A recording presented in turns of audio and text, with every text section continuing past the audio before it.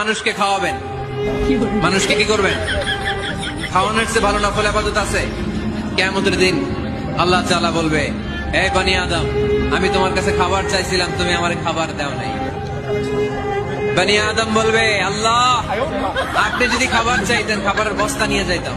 মানুষকে খাওয়াবেন, মানুষকে কি করবেন? খাওয়ানোর চেয়ে ভালো নফল ইবাদত আছে?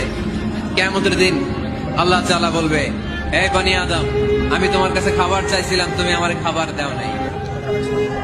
বনি আদম বলবে, আল্লাহ, আপনি যদি খাবার চাইতেন খাবারের বস্তা নিয়ে যাইতাম।